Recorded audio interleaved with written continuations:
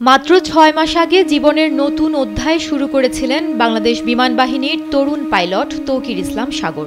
হয়তো এখনও তার স্ত্রীর হাতের মেহেদির রঙও পুরোপুরি শুকায়নি, কিন্তু রাজধানীর উত্তরার মর্মান্তিক বিমান দুর্ঘটনায় এক মুহূর্তে ভেঙে গেল সব স্বপ্ন।